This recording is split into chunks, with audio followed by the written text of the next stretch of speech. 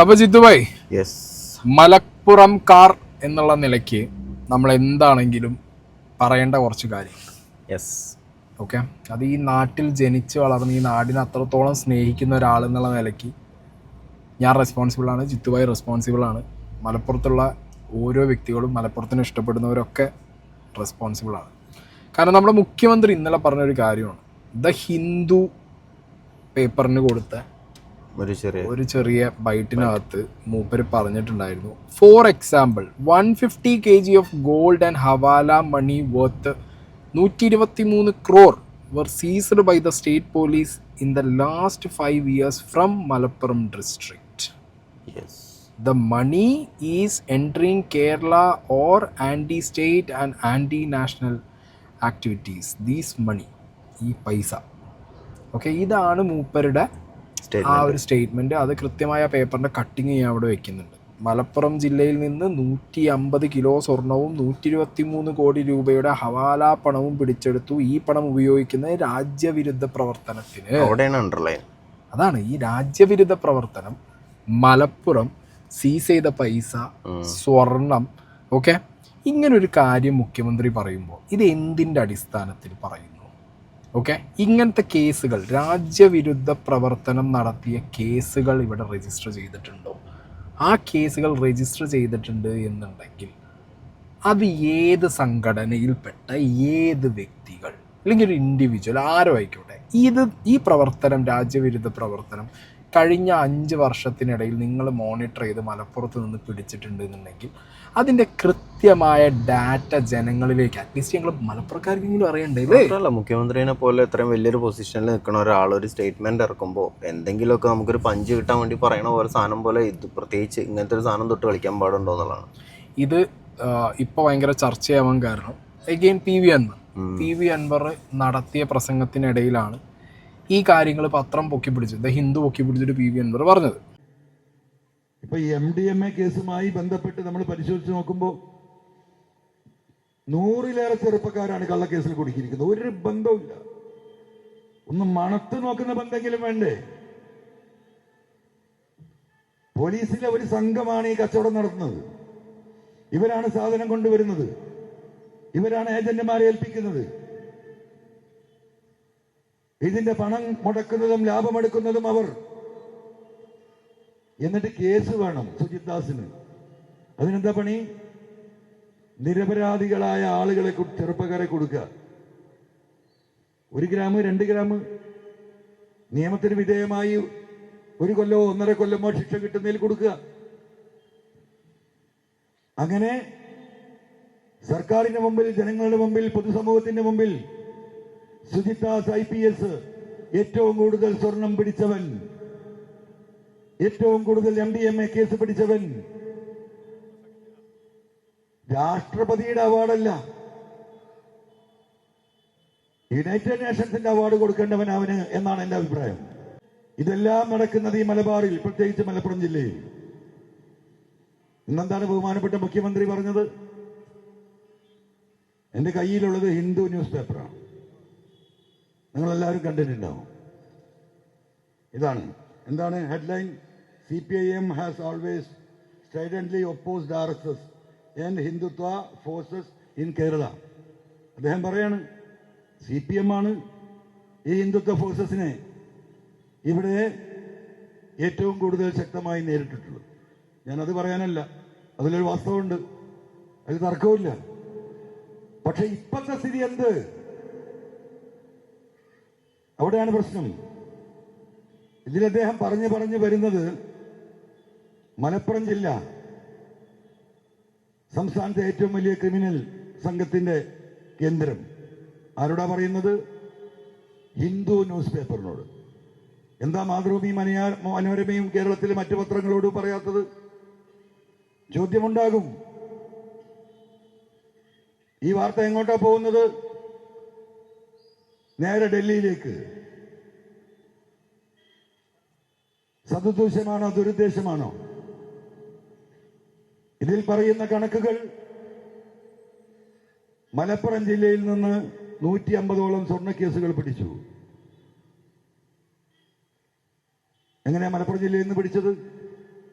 ഈ എയർപോർട്ട് നിൽക്കുന്നത് എവിടെയാ? മലപ്പുറം ജില്ലയിൽ.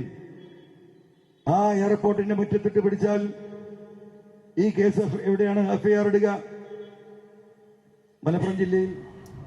ഇതാണ് ആ ഒരു പ്രസംഗം. ആക്ച്വലി നിങ്ങൾക്ക് എന്താ തോന്നുന്നത്, മലപ്പുറത്തിനെ ടാർഗറ്റ് ചെയ്തിട്ട് പോലീസുകാരുടെ ഒരു തരം ഈ കോക്കസ് വർക്ക് ചെയ്യുന്നുണ്ടോ? എനിക്കത് അങ്ങനെ തന്നെയാണ് തോന്നുന്നത്. കാരണം ഇങ്ങനെ ആകുമ്പോൾ ഇപ്പോൾ മുഖ്യമന്ത്രി പറഞ്ഞ ഈ ഒരു സ്റ്റേറ്റ്മെൻറ്റിൽ കൊണ്ട് എത്തിക്കാനും എളുപ്പമാണ്. അതിന് വേണ്ടിയിട്ട് ഇപ്പോൾ സംഘപരിവാർ ശക്തികളൊക്കെ ഉപയോഗിക്കണമെന്ന് നമ്മൾ സ്ഥിരമായിട്ട് കേൾക്കുന്നതിനേക്കാളും അടിപൊളിയായിട്ടാണ് ഇവരത് യൂസ് ചെയ്തതെന്നാണ് എനിക്ക് മനസ്സിലാവുന്നത്. അതായത് മലപ്പുറത്തിനോടാണ് കണക്ട് ചെയ്ത് കഴിഞ്ഞാൽ കാര്യങ്ങൾ എളുപ്പമാവും തോന്നുന്നു. ഒരു സിമ്പിൾ കാര്യം ഞാൻ പറയാം. ഞാൻ ഇവിടെ PV അൻവറിൻ്റെ വേറൊരു ബൈറ്റ് കൂടി ഞാൻ വെക്കാം. ഏറ്റവും കൂടുതൽ സ്വർണ്ണക്കടത്ത് പിടിച്ചത് Karipur airport, Calicut airport, Karipur airport നിൽക്കുന്നത് മലപ്പുറത്ത്. ഓക്കെ, ഇതിനൊരു കാരണം നമ്മൾ നോക്കിക്കഴിഞ്ഞാൽ PV അൻവറിൻ്റെ പത്രസമ്മേളനം വെച്ചിട്ടാണ് ഞാൻ സംസാരിക്കുന്നത്. ഗൾഫിൽ നിന്ന് കരിപ്പൂർ എയർപോർട്ടിലേക്ക് വരുന്ന വ്യക്തികളിൽ നിന്ന് സ്വർണം പിടിക്കുന്നു. സ്വർണം പിടിക്കുന്നത് എങ്ങനെയാന്നുള്ളതൊക്കെ ഞാനിവിടെ PV അൻവറിൻ്റെ ഇത് വെക്കാം. അയാൾ വിശദമായിട്ട് എക്സ്പ്ലെയിൻ ചെയ്യുന്നത് ഞാൻ വെക്കാം. ഞാൻ നിങ്ങൾക്കൊരു ഇൻട്രൊഡക്ഷൻ തരാം. അതായത് ഗൾഫിൽ നിന്നൊരു എ എന്ന് പറഞ്ഞൊരു കമ്പനി, ഒരു ഗ്രൂപ്പ് ഓഫ് ആളുകൾ ഒരു പണിയും ജോലിയും കിട്ടാതെ ഗൾഫിൽ അലഞ്ഞ് എന്ത് ചെയ്യണമെന്നറിയാതെ നിൽക്കുന്ന ഒരു കേരളീയൻ, ഞാൻ അങ്ങനെ പറയുന്നത്, ഒരു കേരളീയൻ. അയാൾ ചിലപ്പോൾ കൊച്ചിക്കാരനാവാം, തിരുവനന്തപുരക്കാരനാവാം, ഏത് ജില്ലക്കാരനും ആവാം. ഈ വ്യക്തിയെ പോയി കണ്ടിട്ട് പറയുകയാണ്, നീ ഇത്ര ലക്ഷം രൂപ മുടക്കി ഗൾഫിൽ വന്നു, നിനക്കൊരു പണിയും ജോലിയും കിട്ടിയില്ല, നിനക്ക് നാട്ടിൽ പോകുമ്പോൾ ഒരു ഓഫർ തരാം, നീ ഇത്ര സ്വർണം നാട്ടിലേക്ക് കൊണ്ടുപോകും, ഇത്ര ഗ്രാം സ്വർണം കൊണ്ടുപോകും, മലദ്വാരം അല്ലെങ്കിൽ ഡ്രസ്സിൽ തേച്ചിട്ട് വേറെ ഏതെങ്കിലും വഴിക്ക് സ്വർണം കൊണ്ടുപോയിക്കോ, ടിക്കറ്റും പൈസ ഞങ്ങൾ എടുത്തു തരാം, ഇത്ര പൈസ ഞങ്ങൾ ഒരു എമൗണ്ട് കയ്യിൽ തരാം, നീ ഇവിടുന്ന് വെറും കൈയോടെ പോകണ്ട. മനസ്സിലായ? ഈ സ്കീം പറഞ്ഞിട്ട് ഒരു ഏതെങ്കിലും ജില്ലയിലുള്ള ഒരാളെ അപ്രോച്ച് ചെയ്യുക. ഈ അപ്രോച്ച് ചെയ്ത ആളോട് നെക്സ്റ്റ് ഇവർ പറയും എന്താ, പോയി ഇറങ്ങുമ്പോൾ കരിപ്പൂർ എയർപോർട്ടിൽ, കാലിക്കറ്റ് എയർപോർട്ടിൽ ഇറങ്ങണം എന്ന് പറയും. അവിടെ ഞങ്ങൾ ആൾക്കാരുള്ളൂ.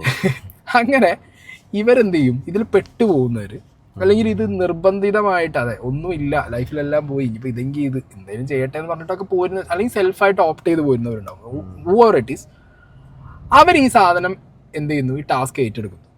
ഇവർ വന്നിറങ്ങുക, അതായത് എ എന്ന് പറഞ്ഞ ഗ്രൂപ്പ് ഓഫ് ആളുകൾ, ആ നെക്സസ് ഈ ബി എന്ന് പറഞ്ഞിട്ടുള്ള കാരിയേഴ്സിനെ സി എന്ന് പറഞ്ഞിട്ടുള്ള കരിപ്പൂർ എയർപോർട്ട് ചാനൽ ത്രൂ ആണ് പുറത്തിറക്കുന്നത്. എന്തുകൊണ്ട് ഇവർ കണ്ണൂർ, തിരുവനന്തപുരം, കൊച്ചി എയർപോർട്ടുകളിലൂടെ ഇത് വിടുന്നില്ല? കാരണം ഈ സി എന്ന് പറഞ്ഞ കരിപ്പൂർ എയർപോർട്ടിൻ്റെ ചാനൽ, അവിടെയാണ് സുജിത് ദാസ് SP, അവിടെയുള്ള കസ്റ്റംസുകാരും ഇവരെല്ലാവരും ഒരു ഗ്യാങ് ആയി നിൽക്കുന്നത്. അതായത് എ എന്ന് പറഞ്ഞ ഈ സാധനം കൊടുത്ത് വിടുന്ന ആളുകളുടെ അടുത്ത ഗ്രൂപ്പ്, അതായത് അവരുടെ അവിടുത്തെ ഗ്രൂപ്പ് എ ആണ്, ഇവിടെ അവിടുത്തെ ഗ്രൂപ്പ് ഏതാ? സി അല്ല, DF. സി എയർപോർട്ടാണ്, പോലീസും മറ്റേ കസ്റ്റംസും. അങ്ങനെ ഈ ബി എന്ത് ചെയ്യും, കൊണ്ടുവരുന്ന വ്യക്തി സി എന്ന് പറഞ്ഞിട്ടുള്ള ചാനലിലൂടെ കരിപ്പൂർ എയർപോർട്ടിലൂടെ പുറത്തു വരും. അപ്പൊ ഇവിടെ പിടിക്കാൻ നിൽക്കുന്നതാരാ? പോലീസും ഈ പറഞ്ഞ സുജിത് ദാസും ടീമും ഇവരുടെ ഹെൽപ്പിൽ. കസ്റ്റംസിലെ ചില ഞാൻ എല്ലാരും പറയുന്നില്ല, എല്ലാ പോലീസുകാരും എല്ലാ കസ്റ്റംസുകാരും പറയുന്നില്ല. സ്കാനർ മുഴുവൻ തള്ളിക്കിടന്നിട്ടാണ് പുറത്തേക്ക് സ്കാനർ ഇങ്ങനെ തള്ളിക്കളയുന്നത്. സ്കാനർ ബീപ്പ് അടിക്കും, കസ്റ്റംസുകാർ വേണമല്ലോ ഈ ബീപ്പ് അടിച്ചാൽ ചെക്ക് ചെയ്യാൻ. അവരത് ചെക്ക് ചെയ്യാതെ പുറത്തേക്ക് വിടും. പോലീസുകാർ ഇവിടുന്ന് ഇറങ്ങുന്ന ആൾക്കാരെ, ഇപ്പൊ ഞാൻ പറയാം, കരിപ്പൂർ എയർപോർട്ടിൽ ഇറങ്ങിയ ഒരു വ്യക്തി, ഈ വ്യക്തിക്ക് ഇയാളൊരു കൊച്ചിക്കാരനാന്ന് വിചാരിച്ചോളി. ഇയാൾ ഈ കരിപ്പൂർ എയർപോർട്ടിൽ ഇറങ്ങി പുറത്തിറങ്ങിയിട്ട് വേണ്ടേ കൊച്ചി പോവാൻ? പുറത്തിറങ്ങുന്ന മലപ്പുറം ജില്ലേക്കല്ലേ? അയാള് പുറത്തിറങ്ങുന്ന ഒരാൾ മലപ്പുറം ജില്ലയിലാണ്. ആണ്. പുളിക്കലോ രാമനാട്ടുകര കഴിഞ്ഞാൽ അയാൾ എന്ത് പോകണുള്ളൂ? കോഴിക്കോട് ജില്ലയിൽ പോകണുള്ളൂ. ഇനി തൃശ്ശൂര് പോകേണ്ട ഒരാള്, ഇയാൾ ഈ പുലാമന്തോളും പട്ടാമ്പി എത്തിയാൽ മാത്രമല്ലേ എന്ത് കയറുള്ളൂ? മലപ്പുറത്തിന് ഓർഡർ ഇട്ടിട്ടുള്ളൂ. അപ്പൊ അതുവരെ മലപ്പുറത്തിനകത്ത് നിന്ന് എവിടുന്ന് പിടിച്ചാലും മലപ്പുറത്ത് പിടിച്ച സ്വർണ്ണാക്കി കൂടെ? മാത്രമല്ല അത് കേസൊക്കെ മലപ്പുറത്ത് രജിസ്റ്റർ ചെയ്യുള്ളൂ. കാരണം എന്താ, SP ആയിട്ടിരിക്കുന്ന ആളും അവർക്ക് അതിന്റെ ഗ്യാങ് ഉള്ളത് മലപ്പുറത്താണ്. ഇതൊരു കോമൺ സെൻസ് വെച്ച് PV അൻവർ പറയുന്ന കാര്യം ചെക്ക് ചെയ്ത് കഴിഞ്ഞാൽ നമുക്ക് എല്ലാവർക്കും ഇത് മനസ്സിലാവും. ഓക്കെ, ഇനി നിങ്ങൾ PV അൻവർ പറഞ്ഞു കേൾക്കി. അതായത് അത് 102 CRPC ഞാൻ എപ്പോഴും പറയുന്നത് കളവ് മുതൽ. അപ്പൊ കളവ് മുതലായി കിട്ടിയ സാധനം നിങ്ങൾ വായിച്ചാൽ മനസ്സിലാവും. തിരിച്ചു കൊടുക്കാൻ CMP ആണ്, FIR കൂടി വേണ്ട. CMP പ്രകാരമാണ് ഈ സാധനം തിരിച്ചു കൊടുക്കുന്നത്. അതിൽ ഗോൾഡ് ഉണ്ടോ ഇല്ലെന്ന് ആ ഡോക്യുമെൻ്റ് കൊണ്ട് അറിയുന്നില്ല. ഇപ്പം മഹസർ റിപ്പോർട്ടാണ് നമ്മൾ കോടതി തപ്പുന്നത്. മഹസർ റിപ്പോർട്ട് ഇതുവരെ കിട്ടിയിട്ടില്ല. ഇതാണ് പറയുന്നത്, ഈ പ്രൊസീജിയർ പ്രകാരമല്ല സ്വർണ്ണം കണ്ടെടുക്കേണ്ടത്. അത് കസ്റ്റംസ് ആക്ട് പ്രകാരമാണ് കണ്ടെടുക്കേണ്ടത്. അവിടുന്ന് അത് കിട്ടിയാൽ നേരെ എയർപോർട്ടിലാണ് കൊടുക്കേണ്ടത്. അവരാണ് അതിൻ്റെ പ്രൊസീജിയർ ചെയ്യേണ്ടത്. പോലീസ് ചെയ്യേണ്ട അതിൻ്റെ റിവാർഡാണ് വാങ്ങിയെടുക്കേണ്ടത്. പക്ഷേ ഇതിൽ റിവാർഡ് കിട്ടില്ല. എന്താ മനസ്സിലായത് നിങ്ങൾക്ക്? പോലീസിന് കിട്ടില്ല. കാരണം ആരാ? ഇൻഫോമർ കസ്റ്റംസാണ്. പാസഞ്ചർ ഈ സാധനം ശരീരത്തിൻ്റെ ഉള്ളിലും ബാഗിലും ഒളിപ്പിച്ച് വരുമ്പോൾ അവിടുന്ന് സ്കാൻ ചെയ്യുമ്പോൾ കസ്റ്റംസുകാർ ഇത് കാണുന്നുണ്ട്. കണ്ടാൽ അവർക്ക് അങ്ങോട്ട് പിടിച്ചാൽ പോരെ? അവർ പിടിക്കുന്നില്ല. അവരാണ് സുജിത് ദാസിൻ്റെ ടീമിന് പുറത്ത് നിൽക്കുന്ന പോലീസ് സംഘത്തിന് വിവരം കൊടുക്കുന്നത്. കാരണം ഇവിടെ എടുത്താൽ അതിൻ്റെ പെർസെൻറ്റേജിന് പരിമിതിയുണ്ട്. പുറത്ത് കിടന്നാൽ ഈ പറഞ്ഞ പോലെ 30, 40, 50% വിഴുങ്ങാം. ബഹുമാനപ്പെട്ട മുഖ്യമന്ത്രി മനസ്സിലാക്കേണ്ടതാണ്. പോലീസ് ആ എയർപോർട്ട് 129 കേസ് അദ്ദേഹം പറഞ്ഞല്ലോ മലപ്പുറം ജില്ലയിൽ നിന്നാണ് പിടിച്ചത്. സത്യമല്ലേ? ഈ കരിപ്പൂർ എയർപോർട്ട് എവിടെയാണ്? കരിപ്പൂർ എയർപോർട്ട് എവിടെയാണ്? മലപ്പുറം ജില്ലയല്ലേ? തിരുവനന്തപുരത്ത് ഇരിക്കുന്നവന് മനസ്സിലാവില്ല കോഴിക്കോട് എയർപോർട്ട് എന്ന് പറയുന്നതിന്. അപ്പോൾ കോഴിക്കോട് എയർപോർട്ടാണെന്നാണ് ജനം തെറ്റിദ്ധരിക്കുക. ആ എയർപോർട്ടിൻ്റെ പരിസരത്ത് പിടിച്ചാൽ മലപ്പുറം ജില്ലയാണ്. അപ്പോൾ മലപ്പുറം ജില്ല അതിങ്ങനെ ആവർത്തിക്കുന്നുണ്ടല്ലോ. എന്താ ഉദ്ദേശം? സത്യസന്ധമായി പറയേണ്ട അദ്ദേഹം. ആ എയർപോർട്ട് അവിടെ ആയതുകൊണ്ടും ആ എയർപോർട്ടിൻ്റെ മുറ്റത്ത് നിന്ന് പിടിക്കുന്നതുകൊണ്ടാണ് 129 കേസ് മലപ്പുറത്തായത്. അവിടുന്ന് ഒരു 7 കിലോമീറ്റർ പറഞ്ഞാൽ കോഴിക്കോട് ജില്ലയാണ്. ഇവിടുന്ന് ഈ പയ്യൻ മഞ്ചേരി നിന്നാണല്ലോ പിടിക്കുന്നത്. പക്ഷേ മലപ്പുറം ജില്ല. അത് പടിഞ്ഞാട്ട് പോയാലോ 8 കിലോമീറ്റർ പോയാൽ പുലിക്കൽ കഴിഞ്ഞാൽ രാമനാട്ടുകര കോഴിക്കോട് ജില്ലയാണ്. പക്ഷേ ഈ സാധനമൊക്കെ വരുന്നത് എവിടെയാണ്? ഈ കോഴിക്കോട് എയർപോർട്ടിൽ. സോറി, മലപ്പുറം. നമ്മൾ തന്നെ പറയുമ്പോൾ കോഴിക്കോട് എയർപോർട്ട് ഇതായി പോകണം, മലപ്പുറം ജില്ലയിലാണ്. അപ്പോൾ അങ്ങനെ ബഹുമാനപ്പെട്ട മുഖ്യമന്ത്രി തെറ്റിദ്ധരിപ്പിക്കരുത്. അപ്പോൾ അതാണ് ക്ലിയർ ആയോ?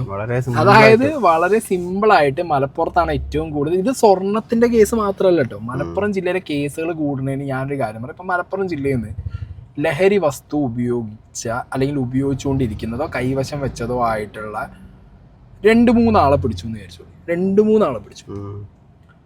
ഇതിൽ ഒരാളായിരിക്കും ലഹരി കയ്യിൽ വെച്ചത്. ഒപ്പുള്ളവനോ അല്ലെങ്കിൽ മറ്റോനോ ചിലപ്പോൾ ഇതിനെക്കുറിച്ച് വലിയ ഐഡിയ ഒന്നും ഉണ്ടാവില്ല.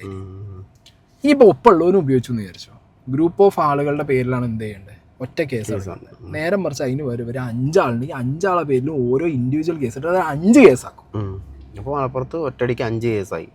മലപ്പുറത്ത് ഒറ്റയടിക്ക് ലഹരി പിടിച്ചതിൻ്റെ പേരിൽ 5 കേസിൻ്റെ എണ്ണം കൂട്ടുക. അതൊന്ന് ഈ പറഞ്ഞ SP ഇവിടെ 3-3.5 കൊല്ലം റെക്കോർഡാണ്. മലപ്പുറം SP ഇവിടെ അത്രയും കാലം ഇരുന്നിട്ടുണ്ട്. സുജിത് ദാസ് ഇരുന്ന സമയത്ത് ഇവിടെ രജിസ്റ്റർ ചെയ്ത കേസുകളുടെ എണ്ണത്തിൽ നിന്ന് തന്നെ ഏകദേശം ഇവിടെ നടക്കുന്ന കളികൾ മനസ്സിലാവും. പിന്നെ ഇതേപോലെ ഇനി ഔട്ട് ഓഫ് ഫോക്കസിൽ നിരന്തരം അവർ സംസാരിച്ചിട്ടുണ്ട് ഇതിനെ കുറിച്ചിട്ട്. ഇത് വളരെ ഇമ്പോർട്ടൻ്റ് ആയിട്ടുള്ളൊരു കാര്യമാണ്. മലപ്പുറത്ത് ഞങ്ങൾ പണ്ട് ടിക്ടോക്ക് വീഡിയോ എടുക്കാനും നമ്മുടെ ഇൻസ്റ്റാഗ്രാം റീൽസൊക്കെ എടുക്കാൻ വേണ്ടി ഏറ്റവും കൂടുതൽ പോയത് മലപ്പുറം കളക്ട്രേറ്റിനകത്താണ്. നമ്മൾ പോയി നോക്കുമ്പോൾ കാണുന്ന എന്താ അവസ്ഥ? ഒരു 2019, 20, 21, 22, 23 ഓക്കെ കൊറോണ കഴിഞ്ഞിട്ട് ഇങ്ങോട്ടൊക്കെ വണ്ടികൾ ഡംപ് ചെയ്തിട്ടിരിക്കുക അല്ലേ? എത്ര വണ്ടികൾ മലപ്പുറത്തുള്ളവർക്ക് അറിയാനെ കുറിച്ചിട്ട്. ഇപ്പം അടുത്ത് എങ്ങാണ്ടാണ് എന്ത് ചെയ്തത്? ഈ സാധനങ്ങൾ മൊത്തം ലേലം വെച്ച് വിറ്റത് 6 കോടി രൂപേനടുത്ത്. കളക്ട്രേറ്റിൽ മാത്രമല്ല, എല്ലായിടത്തും കളക്ട്രേറ്റിൽ നിന്ന് പോലീസ് സ്റ്റേഷനിൽ നിന്ന് ട്രാഫിക്കിന്റെ അവിടുന്ന് എല്ലായിടത്തും ഒന്നുകൂടി കിടക്കുകയാണ്. ഒരു ചവപ്പറമ്പ് വണ്ടി. ഇതിന്റെ ഒരു കാര്യത്തിനെ കുറിച്ചിട്ട് ഔട്ട് ഓഫ് ഫോക്കസിൽ സംസാരിക്കുന്നുണ്ട്. വെരി ഇമ്പോർട്ടൻസ് ആണ് കേട്ടോളെ. മാതൃഭൂമിയുടെ ഇംഗ്ലീഷ് ഓൺലൈനിൽ 2021 ജൂലൈ 28 വന്നൊരു വാർത്തയാണ്. എന്നാൽ സംഭവം എന്ന് വെച്ചിട്ടുണ്ടെങ്കിൽ ഈ പിടിച്ചെടുക്കുന്ന വാഹനങ്ങളുണ്ടോ, പോലീസ് പിടിച്ചെടുക്കുന്ന വാഹനങ്ങൾ വർഷങ്ങൾക്ക് ശേഷം നമ്മൾ കാണുന്നുണ്ടല്ലോ, പോലീസ് സ്റ്റേഷനിലൊക്കെ ഇങ്ങനെ കെട്ടിക്കിടക്കുന്നു, നശിക്കുന്നു. അത് ലേലത്തിൽ വിൽക്കുകയാണ്. അപ്പോൾ 2021 ലേലത്തിൽ വിറ്റ അതിനെക്കുറിച്ചുള്ള വാർത്തയാണ്. അത് ഖജനാവിന് വലിയ ആശ്വാസമായി എന്നാണ് വാർത്ത. അങ്ങനെ ആശ്വാസമെന്ന് വെച്ചിട്ടുണ്ടെങ്കിൽ മലപ്പുറം ജില്ലയിൽ നിന്ന് ആ വർഷം ഇങ്ങനെ പിടിച്ചെടുത്ത വാഹനങ്ങൾ വാഹനങ്ങൾ സ്ക്രാപ്പാക്കി മാറ്റിയിട്ട് സ്ക്രാപ്പ് വിൽക്കുകയാണ്. മലപ്പുറം ജില്ലയിൽ നിന്ന് 6 കോടി രൂപയാണ് സമാഹരിച്ചിരിക്കുന്നത് ഈ വാഹനങ്ങൾ സ്ക്രാപ്പിൽ വിറ്റിട്ട്. 2021 കണക്കാണ്. 2ാം സ്ഥാനത്തുള്ള തൃശ്ശൂർ ജില്ലയാണ് 67 ലക്ഷം രൂപയുള്ളൂ. 3ാം സ്ഥാനത്തുള്ളത് ആലപ്പുഴ ജില്ല 47 ലക്ഷം രൂപയുള്ളൂ. ഇതിൻ്റെ ബാക്കി കണക്കുകളും പുതിയ വർഷത്തെ കണക്കുകളൊക്കെ എടുക്കണം. ഇതേ പറഞ്ഞാൽ 2021 മാതൃഭൂമിയുടെ ഇംഗ്ലീഷ് ഓൺലൈൻ കൊടുത്തിട്ടുള്ള വാർത്തയാണ്, ബൈലൈൻ സ്റ്റോറിയാണ്. ഇതൊക്കെ എന്താ സംഭവം എന്ന് അറിയണമെങ്കിൽ കഴിഞ്ഞ ആഴ്ച കാളികാവ് ലോക്കൽ സെക്രട്ടറി, CPMൻ്റെ ലോക്കൽ സെക്രട്ടറി ആയിരുന്ന സക്കറിയായിട്ട് പോസ്റ്റ് വായിക്കണം. അയാൾക്ക് ഇതേമാതിരി ലോറിയുണ്ട്. ലോറി നല്ല ചമന്ന ബോഡിയാണ്, സഖാവ് എന്നാണ് ലോറിയുടെ പേര്. പുള്ളിയുടെ ലോറി പോലീസ് പിടിച്ച എന്താ കാര്യം അറിയോ? ലൈഫ് പദ്ധതിയുടെ തറയിലേക്ക് മണ്ണടിക്കാൻ പോയി. അപ്പം മണ്ണിടിക്കേണ്ട സ്ഥലത്തേക്ക് കയറുന്നതിന് മുമ്പ് വണ്ടി തിരിക്കണം. വണ്ടി തിരിക്കണേ അവിടെയുള്ള പാടത്ത് വെച്ചാണ് തിരിക്കേണ്ടത്. അപ്പോൾ തിരിക്കാൻ വേണ്ടി വണ്ടിയുടെ പിറകു ഭാഗം പാടത്തെത്തിയപ്പോഴേക്ക് പൊടുന്നനെ പോലീസ് പ്രത്യക്ഷപ്പെടുന്നു, വണ്ടി സീസ് ചെയ്യുന്നു. പാടത്ത് മണ്ണടി, ഇത് മായാവി കഥയല്ല നോവൽ, ഇതൊരു പാർട്ടി ലോക്കൽ സെക്രട്ടറി എഴുതിയിരിക്കുകയാണ്. അപ്പോൾ പാടത്ത് മണ്ണടിക്കാൻ വന്നതാണെന്ന് പറഞ്ഞ് വണ്ടി പിടിച്ചുകൊണ്ട് പോകുന്നു. അവസാനം 15 ലക്ഷം രൂപ അടച്ചാലേ വണ്ടി വിട്ടുകൊടുക്കുള്ളൂ. പാർട്ടിയുടെ ലോക്കൽ സെക്രട്ടറിയാണ്. ഈ അൻവർ MLA കൂടി പരിശ്രമിച്ചുണ്ടാക്കിയ ലൈഫ് പദ്ധതിക്ക് വേണ്ടിയുള്ള തറയിൽ മണ്ണടിക്കാൻ പോയതാണ്. ഈ മനുഷ്യൻ ഹൈക്കോടതിയിൽ പോയി ഫൈറ്റ് ചെയ്തു. അതിനിടയിൽ ഇയാളുടെ EMI മുടങ്ങുന്നുണ്ട്, അങ്ങനെ പലതരം പ്രശ്നങ്ങൾ വരുന്നുണ്ട്. ഇത് അവിടെ കാളികാവ് ഈ സുജിത് ദാസിന് വേണ്ടി പണിയെടുക്കും, സുജിത് ദാസ് മാറിയതല്ലോ, സുജിത് ദാസിന് വേണ്ടി പണിയെടുക്കുന്ന CIമാർ മലപ്പുറത്ത് ഏതാണ്ട് എല്ലാ സർക്കിളുകളുണ്ട്. അതിൽപ്പെട്ട പ്രധാനപ്പെട്ട ഒരു കക്ഷിയാണ് കാളികാവ് CI ആയിരുന്ന ശശിധരൻ പിള്ള എന്ന് പറയുന്നത്. പുള്ളി കാളികാവ് സർക്കിൾ എന്തൊക്കെയാണ് ചെയ്തുകൂടി സുജിത് ദാസിനെ കുറിച്ച് നടന്ന അതേ ഓഡിറ്റിംഗ് ഈ ശശിധരൻ പിള്ളയെക്കുറിച്ച് നടത്തി കഴിഞ്ഞാൽ ഇതേക്കാൾ ഭീകരമായ കഥകൾ വരും, ഞെട്ടിപ്പിക്കുന്ന കഥകൾ പുറത്തു വരും. വളരെ കഷ്ടപ്പെട്ട് 2, 3, 4 ആളുകൾ ഷെയർ എടുത്ത് ഒരു ലൈവ്ലിഹുഡിന് വേണ്ടി വാങ്ങിയ വാഹനങ്ങൾ അത് ഓടിത്തുടങ്ങിയ ദിവസങ്ങൾക്കകം നിസ്സാര കാര്യങ്ങൾ പറഞ്ഞ് പിടിച്ച് സ്റ്റേഷനിൽ കൊണ്ടുവരിക, സ്ക്രാപ്പാക്കി മാറ്റി. ഈ കക്ഷി, ഈ ലോക്കൽ സെക്രട്ടറിയോട് പോലീസ് എന്താ പറഞ്ഞത്? പോലീസ് സ്റ്റേഷൻ വളപ്പിൽ ബാക്കി വാഹനങ്ങൾ കാണിച്ചു കൊടുത്തു, ഇതേ കണ്ടില്ലേ, അതേമാതിരി നിൻ്റെ വണ്ടിയാക്കുന്നതാണ്. അങ്ങനെ അവിടുത്തെ ആളുകളുടെ തൊഴിൽ നശിപ്പിച്ച എത്ര അനുഭവങ്ങളുണ്ടെന്ന് പറയും. മലപ്പുറത്തെ പോലീസിനകത്ത് വേറെ കഥയാണ്, വേറെ ലോകമാണ്. അൻവർ ഈ പ്രശ്നങ്ങളുടെ എല്ലാം തുടക്കം എവിടുന്ന? അൻവർ ഇത് പറഞ്ഞു തുടങ്ങുന്നത് എവിടുന്ന? ഈ മണ്ണടി കേസാണ്. ഈ ലൈഫ് പദ്ധതിക്ക് വേണ്ടി മണ്ണടിക്കാൻ പോയ വണ്ടി പിടിച്ചപ്പോഴാണ്. ഇത് ഈ പറയുന്ന ആള് സുലൈമാൻ, എന്താണ് പേര്? സക്കരിയ സഖാവാണ്, ലോക്കൽ സെക്രട്ടറി ആണെന്നുകൊണ്ട് അദ്ദേഹത്തിന് ധൈര്യത്തിൽ എഴുതാൻ പറ്റി. ഇത് വേറൊരാളാണ് എഴുതുന്നതെങ്കിൽ അയാൾ മൂരിയായി മാറും, അല്ലെങ്കിൽ അയാൾ സുഡാപ്പിയായി മാറും. ഇതാണ് പ്രശ്നം. അപ്പോൾ ഒരു പാർട്ടി ലോക്കൽ സെക്രട്ടറിയും അയാളുടെ ജീവിത സന്ധാരണത്തിന് വേണ്ടി നടത്തുന്ന ഒരു തൊഴിൽ അതുപോലും സാധിക്കാത്തത്, അതിനുപോലും തടയിടുന്ന വിധത്തിൽ എങ്ങനെയാണ് മലപ്പുറത്തെ സാധാരണ ജീവിതങ്ങളെ നിശബ്ദമാക്കി ഈ പോലീസ് അടിച്ചമർത്തുന്നതിൻ്റെ കഥകൾ നോഫിൽ ഇനിയുള്ള ദിവസങ്ങളിൽ ഇങ്ങനെ ഡസൻ കണക്കിന് വന്നുകൊണ്ടിരിക്കാൻ ഒരു സംശയമില്ല. ഇതൊരു ചെറിയ എക്സാമ്പിൾ. ഇപ്പം എനിക്കറിയുന്ന ഒരു കാര്യം ഞാൻ പറയാം. മലപ്പുറത്ത് രാത്രി തട്ട് കുറവാണ്, അറിയാം, അത് എല്ലാവർക്കും അറിയുന്ന കാര്യം. ഞാൻ പ്രോപ്പർ മലപ്പുറം ടൗണിനെ കുറിച്ചാട്ടോ പറയുന്നത്. മലപ്പുറം ടൗണിനകത്ത് വിരലിലെണ്ണാവുന്ന തട്ടുകടകളുണ്ട്. കൊണ്ടോട്ടി, പെരിന്തൽമണ്ണ, മഞ്ചേരി പിന്നെയും ഹോസ്പിറ്റലിൻ്റെ മുന്നിലുണ്ട്. അല്ലാതെ നമുക്ക് തട്ടുകട കൾച്ചറോ അല്ലെങ്കിൽ സൈഡിൽ ചെറിയ പീടികളോ നിങ്ങൾ രാത്രി എവിടെയെങ്കിലും നമ്മളെ നാട്ടിൽ ശ്രദ്ധിച്ചിട്ടുണ്ടോ? ഞങ്ങൾ തന്നെ പൊതുവെ പറയണ ഒരു 8 മണി കഴിഞ്ഞാൽ മലപ്പുറം ഉറങ്ങും മൊത്തം. ഞങ്ങൾ എല്ലാവരുടെ അടുത്തും പറയുന്നത് 8 മണി, ഒരു 9 മണിയൊക്കെ മാക്സിമം ആയി കഴിഞ്ഞാൽ നമ്മളെ നാട് ഉറങ്ങും. നമ്മളെ നാട് ഉറങ്ങുകയാണ്. നമ്മളെ നാട് ഉറങ്ങാൻ കാരണം എന്താണെന്ന് വെച്ച് കഴിഞ്ഞാൽ ഉറക്കമാണ്. അതായത് 1-2 തട്ടുകടകളിൽ പണ്ട് ഇതേപോലെ ഈ പട്ടാണി മുട്ടയും കിട്ടുന്ന പരിപാടിയുള്ള കടകളിലൊക്കെ ഞാൻ വെറുതെ നമ്മൾ ചോദിക്കുമല്ലോ, ഓടിക്കുകയാണ് പോലീസ്. ഒരു സ്ഥലത്ത് നിൽക്കാറ് സമയം. കാരണം ഇവർ ഓണാണ് രാത്രി ഇവർ ഓണാണ്, മീൻസ് ഇവരാണ് രാത്രിയത്തെ എന്ത് CCTV ക്യാമറ, ഇവർ ഓണാണ്, അവരാണ് ഓണാക്കുന്നത്. അവരെ ഒരു കാരണവശാലും വെള്ളം കുടിക്കാൻ പോകുമ്പോ ഉറക്കില്ലേ, രാത്രി ചെല്ലുമ്പോ നമ്മള് ഫാമിലി ആയി വരുമ്പോ ഓടിക്കാണ്. അയ്യോ, പോലീസുകാർ രാത്രിയൊക്കെ നമ്മളെ ചോദ്യം. ഈ ഫാമിലി ആയിട്ട് ഇരുന്നാൽ വരെ നമ്മൾ ഇപ്പൊ ഒരു സിനിമ കാണാൻ പോയി. ഇപ്പൊ ഞങ്ങൾക്ക് ഉണ്ടായ വേറെ എക്സ്പീരിയൻസ്, ഒരു സിനിമ കാണാൻ മഞ്ചേരി പോയി. മലപ്പുറത്ത് തിയേറ്ററിൻ്റെ എണ്ണം എല്ലാവർക്കും പറയാം, 2 മല്ലിക 1 പത്മോ മാത്രമാണ് ഉള്ളത്. നമ്മൾ മഞ്ചേരി പോയി പടം കണ്ടു വന്നു കഴിഞ്ഞാൽ നമ്മളൊരു രാത്രി ആദ്യം ചോദിക്കുന്നത് എന്തിനാ ഈ രാത്രി സിനിമ കാണാൻ പോണേ? ഞങ്ങളോട് ചോദിച്ചിട്ടുള്ള മലപ്പുറത്ത് നിന്ന് ഒരു പോലീസുകാരൻ. ഞാൻ തിരിച്ച് അപ്പം തന്നെ ചോദിച്ചു, സാറിന് വീട്ടിൽ നിന്ന് പൈസ എടുത്തിട്ടല്ലല്ലോ പോണേന്നുള്ളത്. അപ്പം മുറുമുറുപ്പാണ്. പിന്നെ അല്ലാതെ എന്ത് ചോദിക്കും തിരിച്ച്? ഇതാണ് ചോദ്യം. ഈ എന്തിനാ രാത്രി ഫാമിലി ആയിട്ട് രാത്രി വെള്ളം കുടിക്കാൻ ഇറങ്ങുന്ന സമയത്ത് നമ്മൾ ഇപ്പോഴാണോ വെള്ളം കുടിക്കാൻ ഇറങ്ങുന്നത്? ഇന്നോട് ഞാൻ ഒരു വട്ടം ഇങ്ങളോട് പറയല്ലേ, പെരും കച്ചറ വൻ കച്ചറ ഞാൻ ഒരു വട്ടം. അല്ല ഞാനും ഈ സ്നേഹം കൊണ്ട് പ്രാവശ്യം ഈ നേരത്താണ് വെള്ളം കുടിക്കാൻ ഇറങ്ങണോ ചോദിച്ചു. അല്ല, ഇവര് പ്രശ്നം ഈ നേരത്ത് നമുക്ക് രാത്രി ചായ കുടിക്കാൻ ഇറങ്ങി കൂടാ, ഒരു വെള്ളം കുടിക്കാൻ ഇറങ്ങിയപ്പോ ചോദ്യം ചെയ്യലാണ്. അന്ന് നമ്മൾ ചോദിച്ചല്ലോ പിന്നെ എന്തിനാണ് രാത്രി തുറന്നിടുന്നത്? സീനാണ്. കാരണം മലപ്പുറം ഉറക്കണം, ഇത് കുറെ ആളുകളുടെ ആവശ്യമാണ്. ഇപ്പൊ കൊണ്ടോട്ടി ഭാഗത്തൊക്കെ, എയർപോർട്ടിന്റെ ഭാഗത്തൊക്കെ ലൈറ്റ് ഇല്ല എന്ന് പറയുന്നത് രാത്രി എത്രയായാലും അവിടെ ഫ്യൂസ് പോയ അവസ്ഥ എത്ര. എന്താവശ്യത്തിന് മനസ്സിലായോ? ഇങ്ങനത്തെയൊക്കെ സീനുകള് മലപ്പുറത്തുണ്ട്. അപ്പൊ മലപ്പുറത്ത് രാത്രി എന്താ നടക്കുന്നത്, എന്താ നടത്തുന്നത്, എന്താണ് നടത്തിക്കൊണ്ടിരുന്നത്? അപ്പൊ ഇതിനെ കുറിച്ചിട്ട് അൻവർ പറയുമ്പോൾ ഇത് ഏതോ മറ്റേ മാർവൽ യൂണിവേഴ്സിൽ കേൾക്കുന്ന കഥ പോലെ കേട്ടിട്ട് ഇതൊന്നും നടക്കുന്നില്ല, ഇതെല്ലാം അൻവർ അടിച്ചിറക്കണ കള്ളക്കഥയാന്ന് പറഞ്ഞു കഴിഞ്ഞാൽ ഞങ്ങൾക്ക് മലപ്പുറത്തുള്ള ഒരു ഞങ്ങൾ അനുഭവിക്കുന്നുണ്ട്. അല്ല, അതുകൊണ്ടാണ് മലപ്പുറത്ത് അൻവർ ഇങ്ങനത്തെ സംഭവങ്ങൾ നടത്തുമ്പോൾ ആളുകൾ നമ്മൾ എന്നും കാണുന്നതും നമ്മൾ പറയാൻ ആഗ്രഹിക്കുന്നതുമായിട്ടുള്ള കാര്യങ്ങൾ അൻവർ വിളിച്ചു പറയാണ്. കാരണം ആ രീതിയിൽ ഇവിടെ എന്ത് ചെയ്യുന്നുണ്ട്, കാര്യങ്ങൾ പോലീസുകാർ ചെയ്തു വെച്ചിട്ടുണ്ട്. ഞാൻ പറഞ്ഞ എല്ലാവരും അല്ല, പലതും പല ആൾക്കാർക്ക് ഇപ്പോഴും കണക്ട് ചെയ്യണ്ടാവും. ശരിയാണല്ലോ, അവിടെ അങ്ങനെ ഉണ്ടല്ലോ, ഇവിടെ അങ്ങനെ ഉണ്ടല്ലോ എന്നൊക്കെ കേൾക്കുമ്പോഴാവും മനസ്സിലാവുന്നുണ്ട്. ഇപ്പൊ കൊണ്ടോട്ടിക്കാർക്ക് തന്നെ ചിലപ്പോൾ വിചാരിക്കണ്ടാവും ഇഷ്ടം പോലെ കഥ പറയാം, ഇഷ്ടം പോലെ പറയാനുണ്ടാവും. കൊണ്ടോട്ടിക്കാർക്ക് ഇഷ്ടം പോലെ കഥ പറയാനുണ്ട്. എനിക്ക് തോന്നുന്നു സാധാരണ നമ്മള് പണ്ടൊക്കെ പറഞ്ഞ തലതെറിച്ച ആൾക്കാർ വന്നിട്ട് സ്ട്രീറ്റ് ലൈറ്റിന്റെ വെള്ളം അടിച്ചു വന്നിട്ട് സ്ട്രീറ്റ് ലൈറ്റ് എറിഞ്ഞു പൊട്ടിച്ചു എന്നൊക്കെ. ഇത് മിക്കവാറും പോലീസുകാരൊക്കെ തന്നെ എറിഞ്ഞു പൊട്ടിക്കുന്നുണ്ടാവുക. രാഹുൽ മാങ്കൂട്ടത്തിലിട്ടൊരു വീഡിയോ ഉണ്ട്.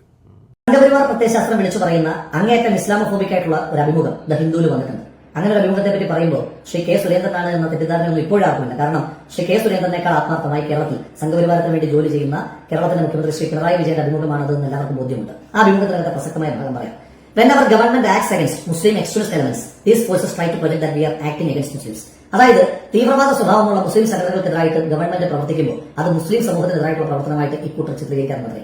കേരളത്തിന്റെ ആഭ്യന്തരമന്ത്രിയായ 8 വർഷക്കാലമായി കേരളത്തിന്റെ മുഖ്യമന്ത്രിയായിരിക്കുന്ന ശ്രീ പിണറായി വിജയനോടുള്ള ചോദ്യം, ഈ 8 വർഷത്തിനിടയിൽ ഏത് തീവ്രവാദ സ്വഭാവമുള്ള മുസ്ലിം സംഘടനയാണ് കേരളത്തിൽ പ്രവർത്തിച്ചുകൊണ്ടിരിക്കുന്നത്? ആ തീവ്രവാദ സ്വഭാവമുള്ള സംഘടന നടത്തിയ തീവ്രവാദ പ്രവർത്തനം എന്താണ്?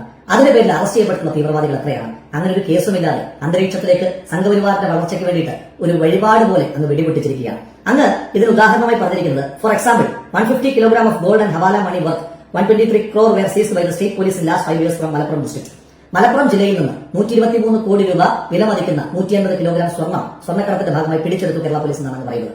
ഇത്രയേറെ സ്വർണ്ണം പിടിച്ചെടുത്തിട്ടുള്ളതിനെ പറ്റിയിട്ട് ഇതിനു മുൻപ് അങ്ങ് കേരളീയ പൊതുസമൂഹത്തോട് പറഞ്ഞിട്ടുണ്ട്. പോകട്ടെ, ഇനിയും സ്വർണ്ണക്കടത്താണ്, എയർപോർട്ട് വഴിയുള്ളതാണ് അങ്ങയുടെ വിഷയമെങ്കിൽ കോഴിക്കോട് എയർപോർട്ട് മലപ്പുറത്ത് നിൽക്കുന്നതുകൊണ്ടാണല്ലോ അവർ പറയുന്നത്. കണ്ണൂർ എയർപോർട്ട് ദക്ഷിണേന്ത്യയിലെ സ്വർണ്ണക്കടത്തുകാരുടെ ഗേറ്റ്വേ ആണ് എന്ന കേന്ദ്ര ഇന്റലിജൻസ് സംഘത്തിന്റെ റിപ്പോർട്ട് ഉണ്ടായിരുന്നു. എന്തുകൊണ്ടാണ് കണ്ണൂർ എയർപോർട്ടിനെ പറ്റി പരാമർശിക്കാതെ മലപ്പുറത്തെ പറ്റി തന്നെ പറഞ്ഞത്? അപ്പൊ അങ്ങയുടെ വിഷയം സ്വർണ്ണക്കടത്തോ ഹവാലയോ അല്ല, കൃത്യമായി ഒരു ജില്ലയെ, അതും ആ ജില്ലയെ വർഗീയമായി തന്നെ ചിത്രീകരിക്കാൻ വേണ്ടിയിട്ടുള്ള ശ്രമങ്ങൾ തന്നെയാണ്. ഒരു കാര്യം ചോദിച്ചോട്ടെ ശ്രീ മുഖ്യമന്ത്രിയോട്, സ്വർണ്ണക്കടത്തിന് ഇത്ര ഗൗരവമായിട്ട് താങ്കൾ കാണുന്നുണ്ടെങ്കിൽ അങ്ങയുടെ തന്നെ ഭരണപക്ഷത്തിന്റെ MLA സ്വർണ്ണക്കടത്തുകാരുടെ റാക്കറ്റിന്റെ കിങ് പിന്നാണ് അങ്ങയുടെ ക്രമസമാധാന ചുമതലയുള്ള ADGP അജിത് കുമാർ എന്ന് പറഞ്ഞിട്ട് എന്തുകൊണ്ടാണ് അയാളെ ആ സ്ഥാനത്ത് നിന്ന് മാറ്റാൻ തയ്യാറാകാത്തത്? ഇനി പോകട്ടെ, കേരളത്തിലെ ഏറ്റവും പ്രമാദമായ സ്വർണ്ണക്കടത്ത് കേസ്, ആ സ്വർണ്ണക്കടത്ത് കേസിനകത്ത് 100 ദിവസത്തിലധികം ജയിലിൽ കിടന്ന അങ്ങയുടെ വിശ്വസ്തനായ പ്രിൻസിപ്പൽ സെക്രട്ടറി ശിവശങ്കർ IAS, അയാൾ മലപ്പുറം ജില്ലക്കാരനാണ് അല്ലല്ലോ.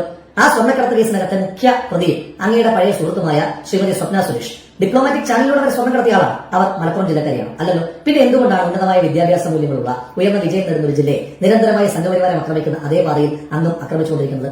ഒരുപക്ഷെ അങ്ങയുടെ കേസുകൾ, അങ്ങയുടെ പാർട്ടി ഉൾപ്പെട്ടിട്ടുള്ള കേസുകൾ ഒത്തുതീർപ്പാക്കാൻ വേണ്ടി BJPക്ക് വേണ്ടി ചെയ്യുന്ന എക്സ്ട്രാ ഡ്യൂട്ടി ആയിരിക്കാം. പക്ഷെ അതിന്റെ പേരിൽ തകർക്കപ്പെടുന്നത് ഈ നാടിന്റെ മതേതര മൂല്യമാണെന്നുള്ള ബോധ്യം കേരളത്തിന്റെ മുഖ്യമന്ത്രിക്കുണ്ടാകണം. തീക്കൊള്ളി കൊണ്ടാണ് അങ്ങ് തലചൊറിയുന്നത്. പച്ചവെള്ളത്തിന് പോലും തീപിടിപ്പിക്കുന്ന പച്ചവർഗീയതയാണ് അങ്ങ് പറഞ്ഞു വെക്കുന്നത് എന്നുള്ള ബോധ്യം അങ്ങേക്കുണ്ടാകാം. മലപ്പുറത്തെ അങ്ങനെ ഒരു ഫോബിയ വളർത്തി ഈ നാട്ടിലെ പൊതുസമൂഹത്തിന് മുന്നിൽ സംശയത്തിന്റെ നിലയിൽ നിർത്താമെന്ന് അങ്ങ് വിചാരിക്കുന്നുണ്ടെങ്കിൽ അത് വെറും തെറ്റിദ്ധാരണയാണ്. ഈ നാടിന്റെ അഭിമാനം തന്നെയാണ് ആ ജില്ല. ആ ജില്ലയെ ഈ നാട് ചേർത്ത് പിടിക്കുക തന്നെ ചെയ്യും. കറക്റ്റ് അല്ലേ? Very correct. അല്ല, ഞാൻ ഒരു ഇതിലെന്താ പറയുക, ഇതിൽ രാഷ്ട്രീയമൊന്നുമില്ല. ഏത് വ്യക്തിയും മലപ്പുറം ജില്ലേനെ അറിയുന്നത്, മലപ്പുറത്തിനെ തൊട്ടറിഞ്ഞ ഏതൊരു വ്യക്തിയാണെന്നുണ്ടെങ്കിലും മലപ്പുറം ജില്ലയിൽ വന്ന് ഒരു ദിവസം താമസിച്ചാലോ അല്ലെങ്കിൽ ഇനി ഒരു കൊല്ലം താമസിച്ചാലോ അവരുടെ അഭിപ്രായം സെയിം ആയിരിക്കും. അല്ല, നമ്മളെ നാട്ടിലെ വികസനം കണ്ടിട്ടോ വേറെ ഒന്നും കണ്ടിട്ടും നമുക്ക് മലപ്പുറം അടിപൊളിയാന്ന് പറയുന്നത് നമ്മൾ ഇതുവരെ കേട്ടിട്ടില്ലെങ്കിലും നമ്മളെ ആളുകളെ സ്വഭാവം കൊണ്ടും നമ്മൾ ആളുകളെ പുറത്തുള്ള ആളുകളെ ട്രീറ്റ് ചെയ്യുന്നത് കൊണ്ടും നമ്മൾ പ്രൗഡാണ്. ആളുകൾ വന്ന് നമ്മളെ പറ്റി പറയുന്നതും അടിപൊളിയായിട്ടാണ് ഇന്ന് വരെ. അല്ലാതെ ഇവിടെ ഈ പറയുന്ന മാതിരി വൻ തീവ്രവാദോ അല്ലാന്നുണ്ടെങ്കിൽ കച്ചറയോ ഇവിടെ അതൊന്നും ഇല്ല. ഇവിടെ ഞങ്ങൾ അത്രയും സ്നേഹത്തിലും സന്തോഷത്തോടും കൂടി ജീവിക്കുന്ന സമയത്ത് ഇപ്പം ഞാൻ പറയാം, പെരിന്തൽമണ്ണ ഒരു സ്റ്റേഷൻ ഉണ്ട്, പോലീസ് സ്റ്റേഷൻ. പെരിന്തൽമണ്ണ സ്റ്റേഷനെ കമ്പയർ ചെയ്യുന്നത് മറ്റേ മുംബൈയിലൊക്കെയുള്ള അണ്ടർവേൾഡ് സ്റ്റേഷനെ പോലെ. അതാ രസം. ഇനി അതും പോട്ടെ, ഞാൻ വേറൊരു കാര്യം പറഞ്ഞില്ല. ഞാൻ കർണാടകയിൽ ബാംഗ്ലൂർ കുറേ കാലം ജീവിച്ച ഒരാളാണ്. എൻ്റെ വണ്ടി KL 10 ആണ്, മനസ്സിലായോ? KL 10. എൻ്റെ പേര് സായി കൃഷ്ണൻ എന്നാണ്, SAIKRISHNA. ഇപ്പോൾ സ്വതവേ എന്നോട് എല്ലാവരും ചോദിക്കണ സമയത്ത് എന്താ വരും, ഞാൻ സായി ഇത്രയും പറയൂ. ഇതിന് കൂടുതൽ ഞാൻ കൃഷ്ണനൊന്നും പറയാറില്ല, സായി എന്നേ പറയും. ബാംഗ്ലൂരിൽ ഞാൻ അനുഭവിക്കുന്ന മെയിൻ സീൻ പറഞ്ഞാൽ KL 10 വണ്ടി മലപ്പുറം എന്നൊക്കെ പറയുമ്പോഴത്തേക്ക് ഇത് ഇതേമാതിരിയുള്ള പ്രചരണങ്ങൾ അടിച്ചിറക്കുന്നത് കൊണ്ട് KL 10 മലപ്പുറം എന്ന് പറയുമ്പോഴത്തേക്കും അവർക്ക് ഭയങ്കര എന്തോരു പോലെയാണ് അവർ നമുക്ക്. കൂട്ടത്തിൽ ഞാൻ സായി എന്ന് കൂടി പറയുമ്പോൾ അവർ ഇത് സൈ ആ സ്കീമിലേക്ക് SAYI എന്നൊക്കെ പറഞ്ഞ അവരോട് കൊണ്ടുപോവാണ്. എന്തിനു നമ്മളെ നാടിനെ നമ്മൾ ഇട്ട് കൊടുക്കണം എന്നാണ് ഞാൻ ചോദിക്കുന്നത്. ഓൾറെഡി ഈ മറ്റേ കേരള സ്റ്റോറി പോലുള്ള സ്ഥിരം പ്രൊപ്പഗണ്ട മൂവീസ് ഇറക്കിയിട്ട് നമ്മളെ നാടിനെതിരെ സംഘപരിവാർ കളിക്കുമ്പോൾ ഇത് അതിന് ഫ്യൂവൽ ചെയ്യുന്ന പരിപാടി ഇവിടെ ഇരുന്നിട്ട് നമ്മുടെ മുഖ്യമന്ത്രി കാണിക്കുകയാണ്. അതുകൊണ്ടാണ് സായി നല്ല ഇപ്പൊ സെയ്ദ് എന്നാണ് പേര് എന്ന് വന്നാൽ വരുമ്പോഴേക്കും സെയ്ദോന്ന് ചോദിക്കേണ്ട ആവശ്യം എന്താണ് ഇങ്ങനെ. KL 10 ബോർഡ് കാണുമ്പോഴത്തേക്ക് സ്റ്റേറ്റിന്റെ പുറത്തുള്ളവർക്കും മലപ്പുറം എന്ന് പറഞ്ഞ ജില്ലേനെ കുറിച്ചിട്ട് ഇത്രത്തോളം ഒരു വെറുപ്പും അല്ലെങ്കിൽ ഒരു ദേഷ്യവും ആളുകളുടെ ഇടയിൽ അത് പുറത്ത് അന്യ സംസ്ഥാനത്ത് വരെ ഉണ്ടാക്കി കൊടുക്കാൻ വേണ്ടിയിട്ട് ഇവിടെയുള്ള രാഷ്ട്രീയ നേതാക്കന്മാരും ഇവിടെയുള്ള മുഖ്യമന്ത്രിക്ക് എന്തിന് ശ്രമിക്കണം? അതിൻ്റെ ആവശ്യം എന്താ ഉള്ളത്? അല്ല, ആ പേരിന്റെ മറവിലാണ് ഇവർ ഇതുപോലുള്ള കാര്യങ്ങളൊക്കെ നടത്തി എടുക്കുന്നത്. ഭയങ്കര മോശം പരിപാടിയാണ്. കാരണം ഒരു മലപ്പുറക്കാരൻ എന്നുള്ള നിലയിൽ ഈ നാടിനെ അത്രയും ഞങ്ങൾ സ്നേഹിക്കുന്നുണ്ട്. ഞങ്ങളെ നാടിനെ കുറിച്ചിട്ട് മുഖ്യമന്ത്രി എന്നല്ല പ്രധാനമന്ത്രി ഏതൊരുത്തം വന്നിരുന്ന് പറഞ്ഞാൽ ഞങ്ങൾക്ക് പൊള്ളും. സ്വന്തം നാടിനെ കുറിച്ച് പറയാൻ നാവുണ്ടോ മുഖ്യമന്ത്രിക്ക്? ഉണ്ടോ? അതിന് നാവ് പൊന്തുവോ? ഇല്ല. അപ്പൊ പിന്നെ മലപ്പുറം ജില്ലയിലെ ഹവാലി, മലപ്പുറം ജില്ലയിലെ സ്വർണം ഉണ്ടെങ്കിൽ തെളിവടക്കം നേതാക്കന്മാരെല്ലാവരും ഒരേ സ്വരത്തിൽ ചോദിക്കുന്നുണ്ട് എന്താണ് തെളിവ് എന്നുള്ളത്. ഇത്രയും പറഞ്ഞു ന്യൂസ് ചാനലിലൊക്കെ വന്നിരുന്നിട്ട് കമ്മി ക്യാപ്സ്യൂളുകൾ ബബ്ബ അടിച്ചുകൊണ്ടിരിക്കുകയാണ്. ഒന്നും തിരിച്ചു പറയാം. അവർ ചോദിക്കുമ്പോൾ എന്താ പറയുന്നത് അറിയോ? ഇപ്പോ എവിടെയെങ്കിലും ഒരു സ്ഥലത്ത് ഒരു എയർപോർട്ടിൽ വെച്ചിട്ട് ഒരു സ്വർണം പിടിച്ചു. അപ്പൊ എന്താ പറയാ? എയർപോർട്ടിന്റെ പേരാണോ പറയാ അതോ മറ്റേ സ്റ്റേറ്റിന്റെ പേരാണോ പറയാ? ഇതാണ് പറയുന്നേ. അങ്ങനെയാണെന്നുണ്ടെങ്കിൽ കരിപ്പൂർ എയർപോർട്ടിൽ വെച്ച് സ്വർണ്ണം പിടിച്ച കേരളത്തിൽ നിന്ന് പിടിച്ചു എന്ന് പറഞ്ഞാൽ പോരെ? എന്തിനാ മലപ്പുറത്ത് നിന്ന് പിടിച്ചു പറയുന്നത്? കാലിക്കറ്റ് എയർപോർട്ടിന്റെ പേര് പറ അല്ലേ? കരിപ്പൂര്, മലപ്പുറം എന്തിനു വലിച്ചിടുന്നു? ഹവാല എന്ന് പറഞ്ഞും സ്വർണ്ണക്കടത്ത് എന്ന് പറഞ്ഞും രാജ്യദ്രോഹ കുറ്റം എന്നൊക്കെ പറഞ്ഞ് എന്തിനു വലിച്ച് മലപ്പുറത്തിനെ കൊണ്ടുവരണം? അതിൽ നിന്ന് നിങ്ങൾക്ക് കിട്ടുന്ന പൊളിറ്റിക്കൽ ലാഭം എന്ത്? അത് മുഖ്യമന്ത്രി ഇവിടെ പൊളിറ്റിക്കലും അല്ലാത്ത ലാഭത്തിനും വേണ്ടിട്ട് ഒരു നാടിനെയാണ് ബാക്കി ജനങ്ങളെ മുന്നിൽ ഇങ്ങനെ നിർത്തിവെച്ചത്. ഇതൊക്കെ എന്താ പറയുക? ഇതൊക്കെ പിറ്റി ഗെയിമാണ്, പിറ്റി പൊളിട്രിക്കാണ് ഈ കളിച്ചുകൊണ്ടിരിക്കുന്നത്. പൊളിട്രിക്ക്.